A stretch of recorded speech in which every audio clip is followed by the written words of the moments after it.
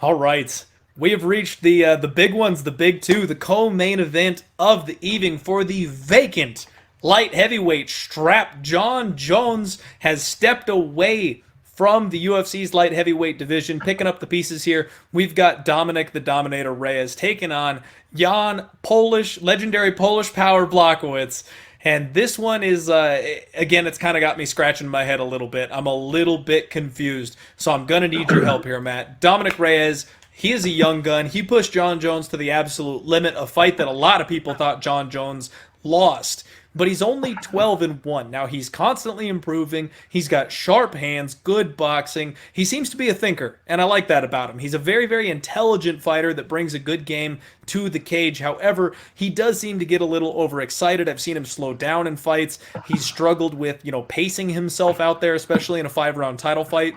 And he's taken on Jan Blachowicz. Now, Blachowicz has hand speed. This guy, I've made a lot of money on Jan in the last couple of years because he's just been knocking everybody out left and right. Everyone thinks he's over the hill and he's done, and he keeps proving them wrong. And I made a hot fire take about a year ago that Jan Blachowicz was going to be the one who dethroned John Jones. And that was a bold statement that I made, and I was hoping to get a shot at betting it just because I feel like he's incredibly underrated, and we've been getting these crazy wide lines. Now here we are, he's facing Dominick Reyes, a guy who doesn't have that championship shine on him, and I'm hesitating. I want to bet Jan in this spot, but for some reason I am struggling to pull that trigger. How do you feel about this fight, Matt?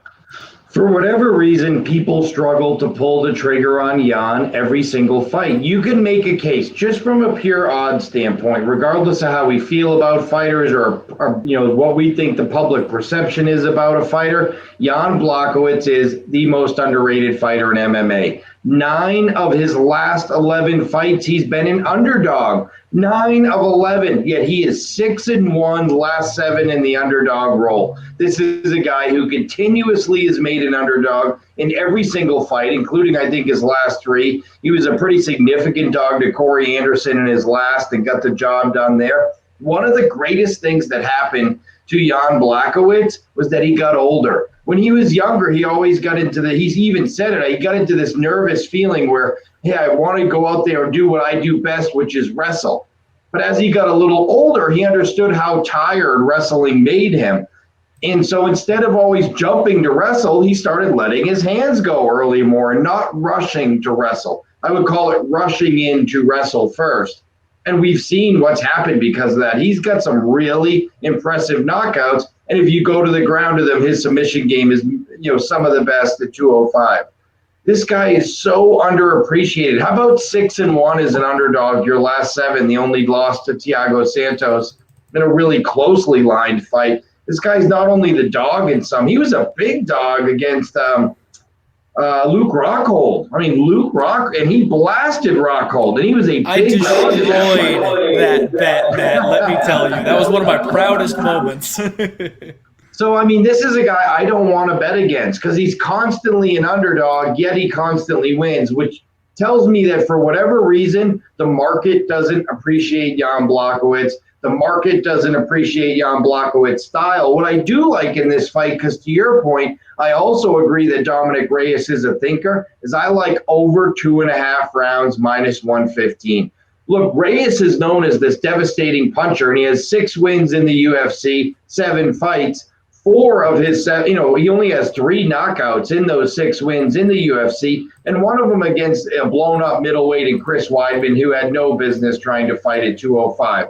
So if we take that out, he only has 2 knockouts in the UFC, and he's not always a one-punch guy. And let's face it, Blachowicz coming off that devastating knockout of Corey Anderson, that's going to have Dominick Reyes' attention here. He knows he has a speed advantage. He knows he has a reach advantage.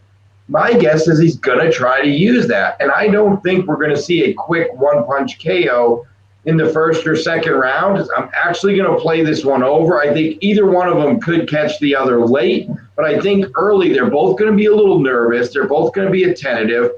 First title fight for Blachowicz, only second title fight for Reyes.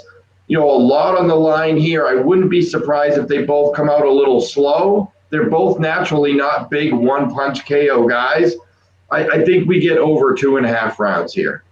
I love that angle here, Matt. And especially, again, we've got to say it. We're back in the big cage. We're in Abu Dhabi. These are light heavyweights. They're going to have room to move. They're not going to Yeah. be forced to get in there and slug it out with one another unless they really want to. Now, Jan has said that he is predicting a round 2 KO, but Dominick Reyes, he is 7 years younger and he's never lost by finish. I don't expect that that's necessarily going to be the way that it gets done. They've got an equal reach advantage, I think, when it comes to the boxing exchanges. They're both going to be kind of looking to stick and move. And as much as I love the legendary Polish power mark, Jan's only knocked out the chinniest fighters in the UFC. You know, so Dominick Reyes, like you said, Chris Wyman, what a joke. Like that was a resume building win for Dominick Reyes, and he should have been a minus 1,200 favorite in that spot. It never should have happened. It was ridiculous. And then Jan, same thing. How he was ever an underdog to Luke Rockhold, I will never know. Like I said, one of my favorite bets of all time was betting Jan Blachowicz by knockout in that spot. And then he knocks out Corey Anderson. I know Corey Anderson has been on a solid run as of late, but he actually just dipped out to Bellator because he can't take these power punchers anymore here in the UFC. So Yeah. these guys are both going up against somebody with a chin. And everybody is going to take this back to Thiago Santos. Jan got knocked out by Thiago Santos, so we've seen him get clipped. But I watched that fight, Matt, and he got stunned. But he didn't have his eyes rolled in the back of his head. He wasn't flat on his back staring up at the lights. That was not a devastating knockout. The referee stepped in and saved him, but he was actually intelligently defending himself. Even when he was on the ground, he had his palm out and he was catching every single punch that Thiago was throwing at him. It just, we know Thiago Santos, that dude does not let up. The referee saved Jan in that spot, but it doesn't make me question his chin. I'm with you. I like the over 2.5 here in this spot. And honestly, that's probably a much better way of playing it so you don't have to sweat who ends up winning this thing because, like you said, I don't want to step in front of Jan Blachowicz myself. No, I mean, that has been a recipe to lose a lot of money stepping in front of, because that means A, you're betting a favorite every time because he's always an underdog, and then he always wins. So you're losing all those bets betting on favorites. I think if you would bet on against Jan his last 11 fights, you'd pretty much have lost your bankroll. It's true. It's absolutely true, and I'm disappointed I didn't have the guts to pull the trigger on him against Corey Anderson. I've been backing him for a long time, but I faltered when he faced Corey Anderson, and that was a recency bias issue for me after seeing what Corey did to Johnny Walker. So that I got caught. That was my bad, but I'll probably have to put a little something on Jan by knockout just for a little sprinkle because he might have that magic touch right now. Or what about Jan by sub? Because the one thing I do think is that Dominic's chin's pretty good and his stand-up's pretty good, but we haven't had a chance to see what happens when Dominic goes to the ground. Let's say these guys end up somehow they get tripped up together early before they get really sweaty. Jan's submission game is really good. If I was going to take one of those big flyer bets, like 10 or 12, better than 7-1, it might be Jan by sub.